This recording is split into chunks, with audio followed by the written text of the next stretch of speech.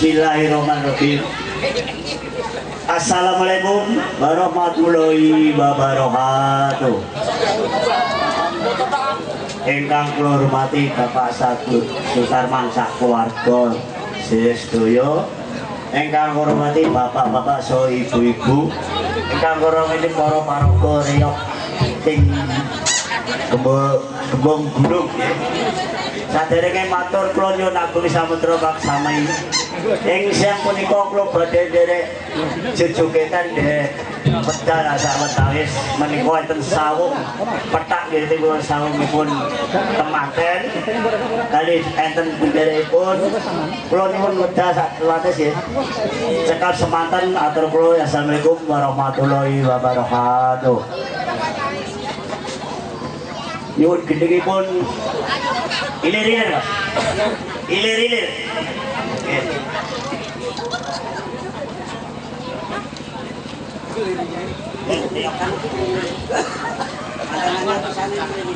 Yang penting karena sudah rekod kan? Foto story.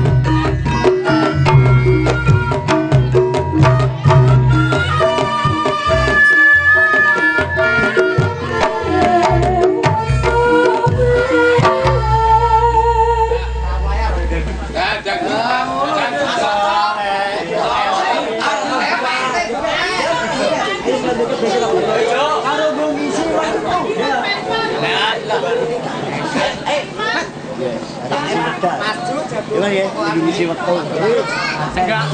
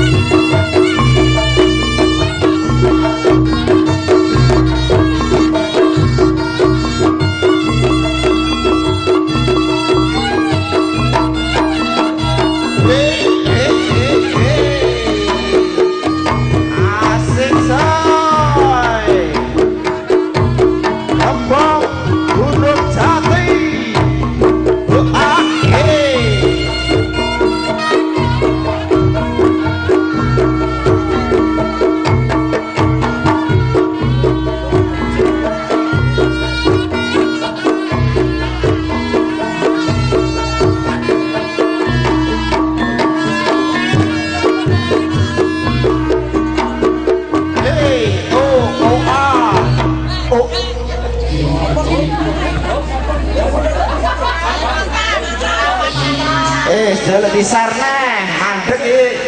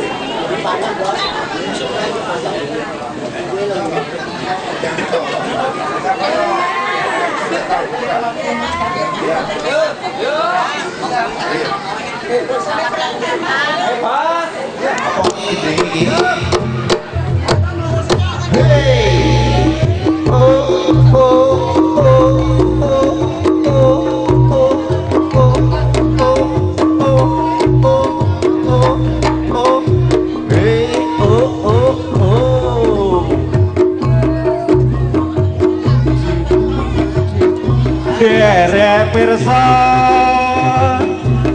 napa leres iki daleme Mas Joko yatone alit Mas kombes kude letira kude pilih plapa kaya rakyat janaka cik cik cik cek cek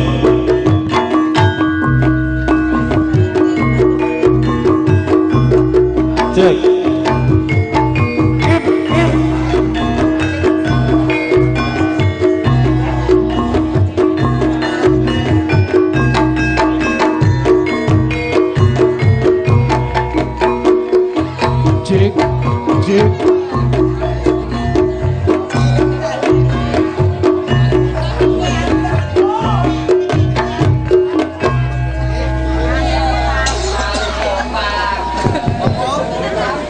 atau bekas tinggi. Ayo, bisa ayo. Siap, yuk. Cik, cik. Oh, enggak. Bisa komunikasi.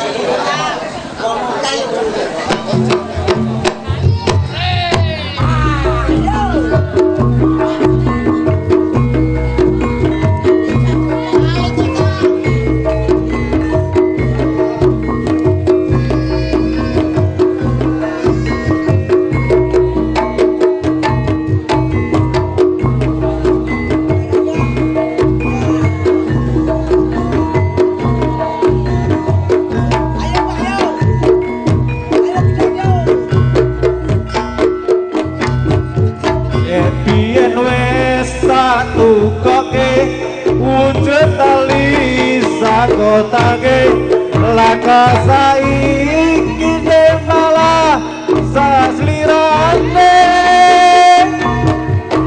apa kurang larang kowe ilang nang ngendi aku goleki tali kota ajan regane namewu kuwi wujud katresnanku jare kowe melu aku lah kok melayu apa kurang larang pungkasane kowe ilang ning ngendi aku goleki tali kotang rokok lagi.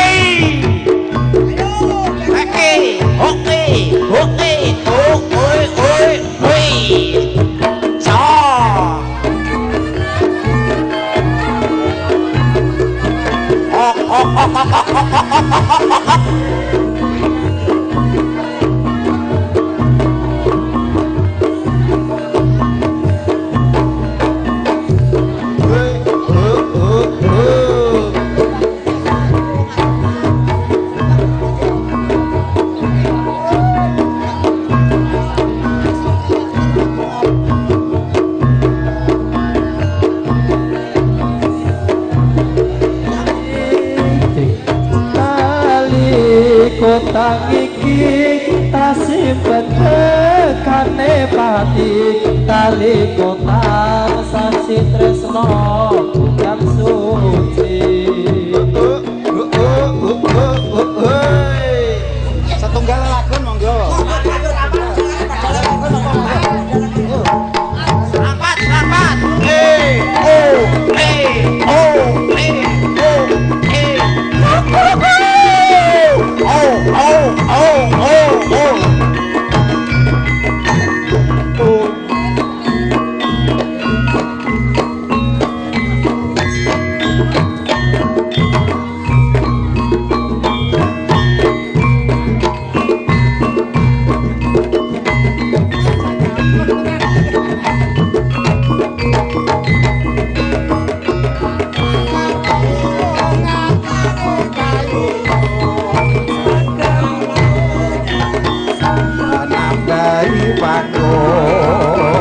Dasar bagus lancer kuning orang lokal lakiku kati kuning mesopo setitik aku wis trimo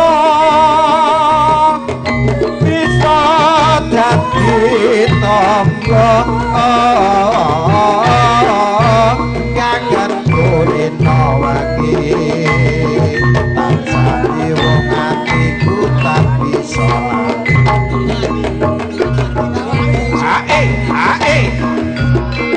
di langit yang tinggi amat banyak menghias angkasa aku ingin terbang dan menari jauh tinggi ke tempat kau berada.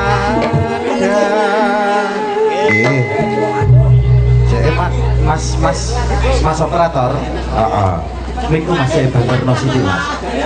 Cek Eka Production. Apa? Pripun nyuwun setunggal lagu. Oh nggih monggo. Setunggal nggih Bakung nggih. Paripurna sak mangke sak dawuhipun kang putra temanten sampun kersa kapurwakan. Nggih, monggo setunggal lagu napa niki kang dipun kersakaken kalian kadang-kadang sawung dipun aturaken sinarengan kadang prikanca saking seni reok Gembong Gunung Jati. Semonggo, ya. Monggo napa niku wau panjenenganipun saking Bakung. Nggih. Nggih, lon-lonan nggih. Amargi menika nggih benten versi ngeten nggih. Seninipun menika reok ngoten. Nggih, pokoke garapanipun nderek mawon kalian kanca-kanca Gembong Gunung Jati.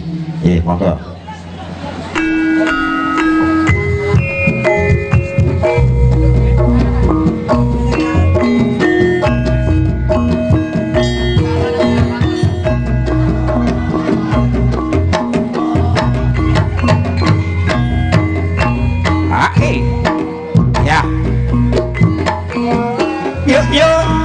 Yuk, ya.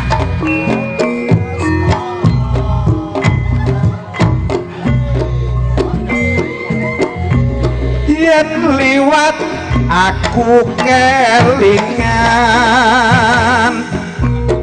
gubuk kae yen tak goleren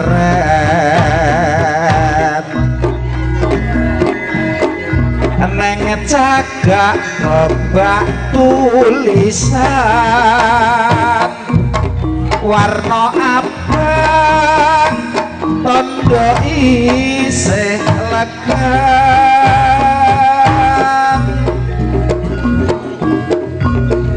jenenge yap dalah yuk iya iyo ayo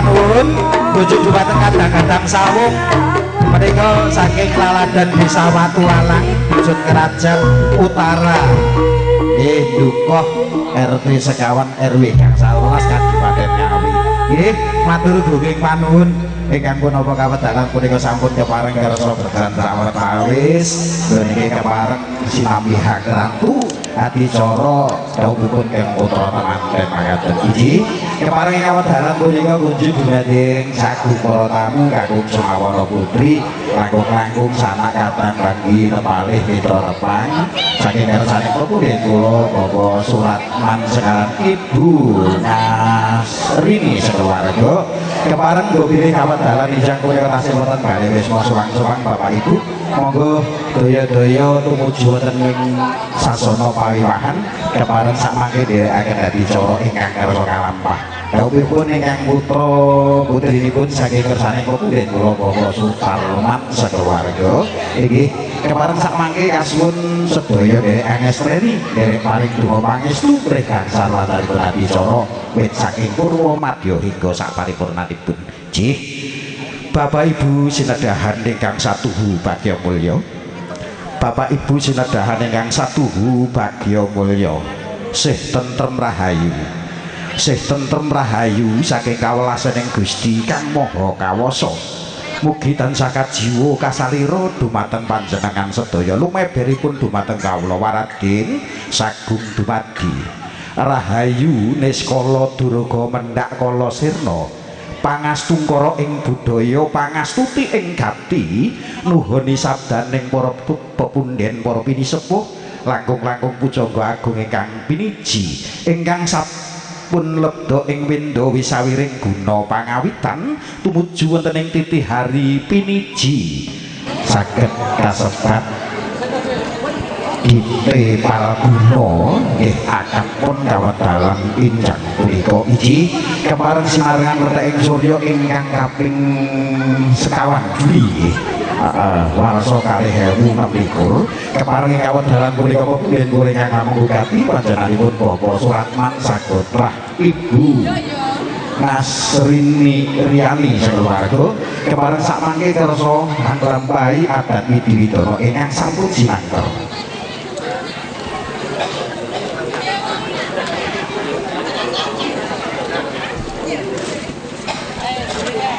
kepareng ing kawedalan punika panjenenganipun sampun kasebatan ngayahi darmaning sepah nggih wajib ing agesah kersa ndhawuhaken ingkang putra putrinipun sesulih Ayu Sinta Oktavia Bila ingkang sakmangke kersa ngalampah dawuh kaliyan Ananda Bagus Chandra kepareng ing kawedalan punika Bapak Ibu sinedahan ingkang satuhu bagya mulya kepareng sakmangke monggo sareng-sareng ndedonga miwah ngarsa dalem Gusti Kang Maha Kawasa mrih gangsal lantaripun adicara samangke kepareng ing kawedalan mriku monggo daya-daya kinar buka kanthi waosan basmalah sesarengan Bismillahirrahmanirrahim nggih kepareng ing kawedalan samangke niki wau dawuh ingkang kula tampi saking kersaning Ibu Juru Rias ingkang kondang kaloka niki ingkang saking Erika Melani Kandangan kepareng kawistara sampun paring sasmita bobri kawedalan sakmenika sampun paripurna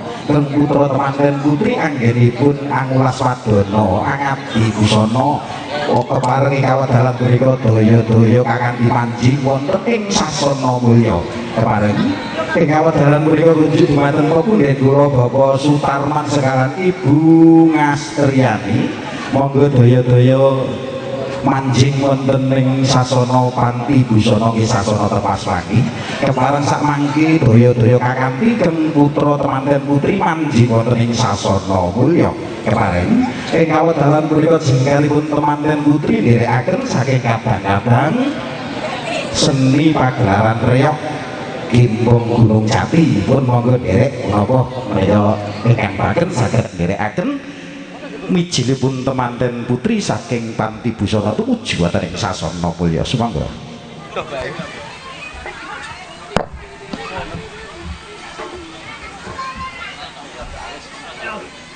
Bye.